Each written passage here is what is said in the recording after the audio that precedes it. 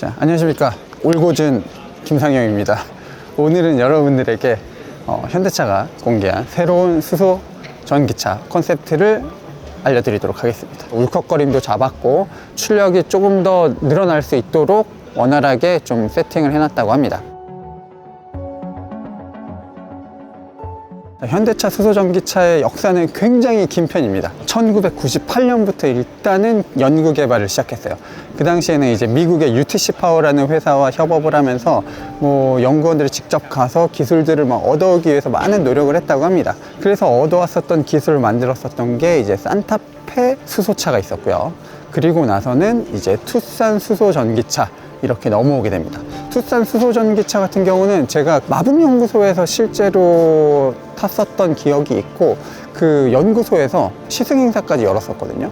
그래서 그때 전기차도 막 이렇게 많지 않았던 시절이었는데 수소전기차를 타고 약간 그 느낌에 굉장히 신선했었던 적이 있었고, 그때 스택이라든지 그리고 연료 탱크라든지 이 주요 부품들을 굉장히 자세하게 설명했었던 기억이 납니다. 그리고 나서 이제 넥소가 나왔고요. 넥소는 일단 일반 고객들에게 판매된 첫 번째 대량 생산 수소차라고 볼 수 있겠고요. 수출도 많이 했었고 우리나라의 택시로도 이용을 많이 했었고, 이 넥소가 생기면서 우리나라의 수소 충전소도 늘어나게 됐습니다. 그리고 나서 시간이 좀 흘렀고 이제 내년에 이니시움 컨셉트로 기반하는 양산차가 나올 계획입니다.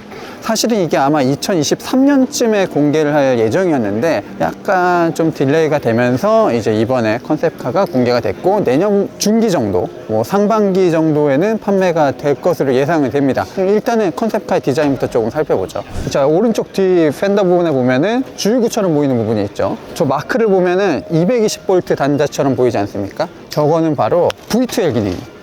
이제 수소차에서도 V2L 기능을 사용할 수가 있고, 전기차는 심지어 커넥터를 꽂은 다음에 220V를 체결을 하잖아요. 이 차는 그냥 220V를 꽂게 되어 있습니다. 별도의 커넥터가 필요가 없기 때문에 저런 식으로 220V 표시가 되어 있고요. 자, 이 팬더 같은 경우도 굉장히 돌출이 되어 있고 이 철판이 바깥으로 빠져나온 부분들도 있습니다. 앞에 범퍼 아래쪽, 그리고 뒤에 범퍼 아래쪽 같은 경우도 철판이 그대로 나온 부분들이 있어요.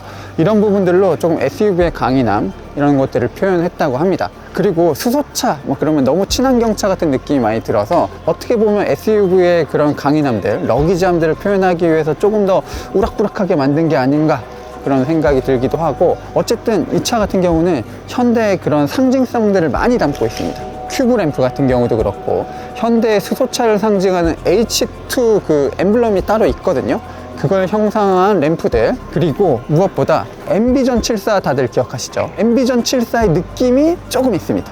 그러니까 이상엽 디자이너께서도 완벽하게 레트로 디자인을 채용한 게 아니라 옛날의 향수가 조금 느껴질 정도로 그 정도의 그 디자인을 심어주고 싶었다라고 얘기를 했었고, 앰비전 74도 수소 스포츠카잖아요 어쨌든. 그래서 그런 공통점을 조금 디자인에 녹아내고 싶었다라고 말씀을 하셨습니다. 그래서 얼핏 보면은 특히 앞에 이 보닛, 살짝 휘어져 있는 보닛 느낌, 그리고 평평한 헤드램프 이런 것들이 앰비전 74의 느낌이 많이 납니다. 근데 출력 차이는 꽤 많이 있을 거고, 저 오늘 알았는데 요 점점점 4개 있는 게 모르스부호 H라고 합니다. 알았어? 네, 그래서 현대차의 코나나 이런 차들의 점 4개 있죠. 수업 시간에 잘 들어야 돼. 잘 들어야 돼. 그럼 하나도 안 듣기 때문에.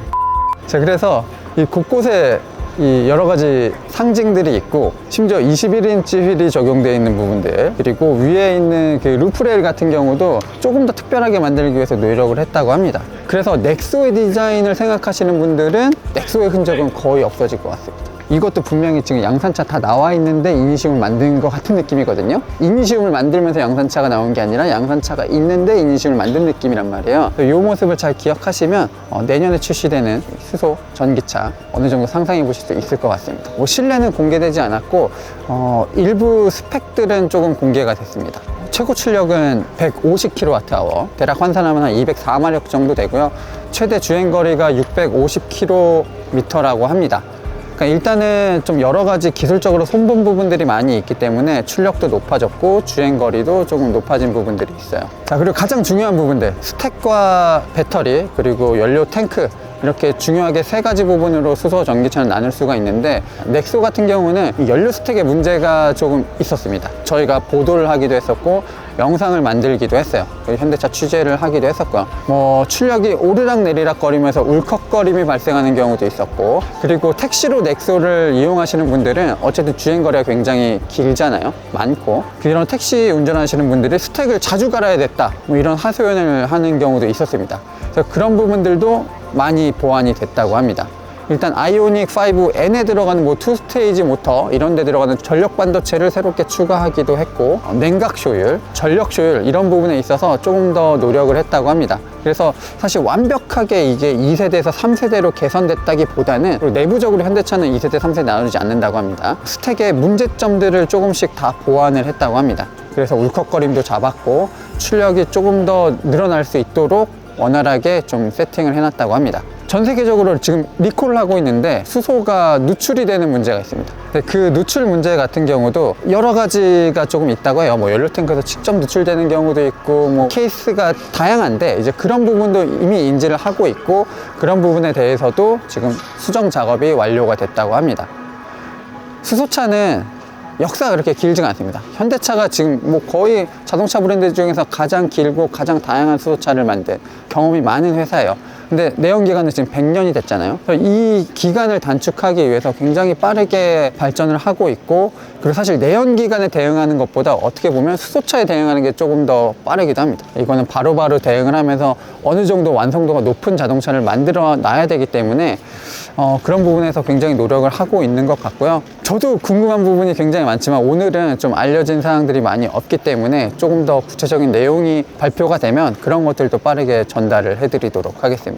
어쨌든 이 한 분야에서 이렇게 리더를 한다는 거는 쉽지 않은 일이거든요. 유럽의 BMW, 벤츠, 정말 많은 회사들이 처음에 수소를 이제 최고의, 그리고 가장 이상적인 친환경차라고 생각은 했지만 전부 다 그 사업을 접고 전기차에 올인했다가 전기차가 어느 정도 성과를 거둔 다음에 다시 수소차를 끄집어내고 있는 상황이에요. 하지만 현대차는 그동안 한 번도 포기하지 않고 계속 수소차를 업그레이드를 시켜왔거든요. 여러 브랜드의 양산차를 놓고 보면 현대차가 뛰어난 부분이 많기 때문에 앞으로도 좀 기대를 많이 걸어도 괜찮을 것 같습니다. 국산 차율은 이미 넥소 때부터 90% 이상이었거든요. 스택에 있어서는 그 부분도 여전히 이어가고 있고, 그리고 우리나라 생산뿐만 아니라 OEM 생산도 좀 여러 가지로 좀 늘릴 방안을 가지고 있는 것 같고, 넥소와 마찬가지로 우리나라뿐만 아니라 좀 전 세계적으로 좀 수출도 할 것 같습니다. 그리고 이 여러 가지 편의성들, 수소 충전소 굉장히 우리나라에 적거든요.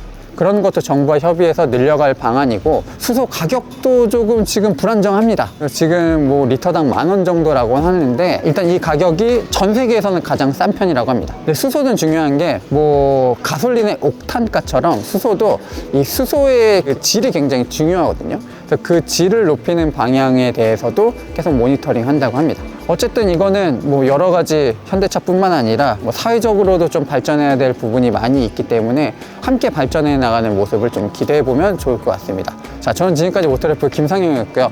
지금까지 영상을 보고 계시다면 진정한 모터래프의 찐팬이실 텐데, 뭐 모터래프 찐팬이 아니신 분들이라면 구독과 좋아요 한 번씩 눌러주시면 정말 고맙겠습니다. 그러면 다음 영상을 통해서 만나 뵙도록 하겠습니다.